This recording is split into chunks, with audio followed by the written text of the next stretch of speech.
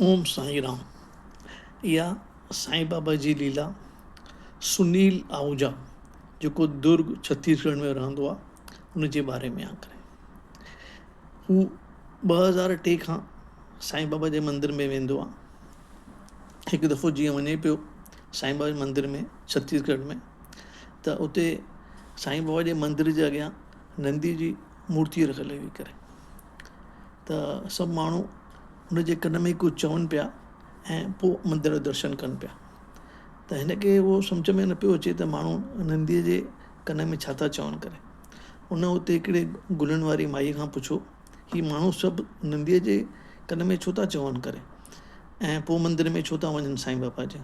त चई इहा प्रथा आहे की अगरि तव्हां नंदीअ जे कन में चवंदा पहिरीं त साईं बाबा जीअं त शिव भॻवान जो अवतार आहे उहो तुंहिंजी मुराद जल्दी ॿुधंदव करे।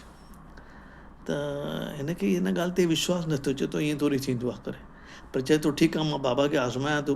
हुन टाइम ते राति जा 8:30 थिया हुआ, विस्पति जो ॾींहुं हो 2003। त ही बाबा जे कन में चए थो अगरि बाबा इहा ॻाल्हि सची आहे तूं आहीं त अॼु राति जो 12 खां पहिरीं तूं मुंहिंजे घर अचु, ज़िद थो करे। त ईअं चई करे ही पंहिंजे दुकान ते हली थो वञे। 8:30 बजे पहिरें पई करे 9 सवा 9 पंहिंजे दुकान ते वञे थो। राति जो टाइम हो।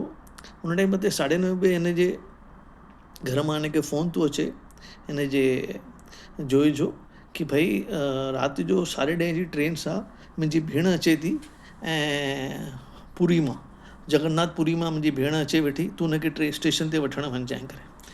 ऐं भेण हुनजो हस्बैंड सभु अचनि था करे। चई ठीकु आहे मां वञा थो। 10:30 बजे उहो हुनखे वठणु वञे थो, स्टेशन तां वठी करे घर अचे थो। 11 बजे घर पहुचंदा, मानी खाई करे 11:30 थियनि था। 11:30 बजे हुनजी जेका साली आहे उहा पंहिंजी बैग खोले थी, हुन मां हिकिड़ो बॉक्स कढी हिनखे ॾिए थी भई हीअ असां तव्हां लाइ वठी आयासीं। हू बॉक्स खोले ॾिसे थो त हुन में साईं बाबा जी मूर्ति। हाणे जगन्नाथ पुरी मां साईं बाबा जी मूर्ति कीअं आई, ही जाम परेशान थो थी वञे, बाबा खां माफ़ी थो घुरे। उन खां पोइ वरी ॿियो दफ़ो छा थो थिए कि हिनखे ही सोचे थो कि असांजे घर में असां 4 भाउर आहियूं ऐं हिकिड़ी भेण आहे। असां सभिनी खे पुट आहिनि ऐं कंहिंखे बि धीअ कोन्हे करे, मूंखे धीअ खपे।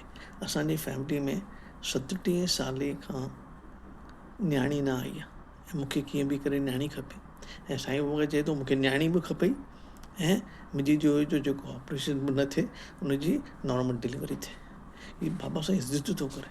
अगरि तव्हां सचा आहियो न त बाबा सां ज़िद करे सघंदा आहियो, सचा थियो। उन खां पोइ इन जी नॉर्मल डिलीवरी थी वञे, नॉर्मल डिलीवरी ऐं धीअ थी ॼमेसि, जाम ख़ुशि थो थी वञे। उन खां पोइ हू चए थो कि हाणे मूंखे बाबा खां कुझु बि घुरण जी ज़रूरत न आहे, उनखे ख़बर आहे कि मूंखे छा खपे। त हाणे मां बसि सॼो टाइम बाबा जे भक्ति में लीन रहंदो आहियां ऐं मरण ताईं इच्छा ईअं ई आहे कि जॾहिं बि माण्हू मूंखे ॾिसनि त बाबा खे सम्झनि, बाबा खे था ॾिसनि करे। चओ ओम साईं राम, ओम साईं राम, ओम साईं राम।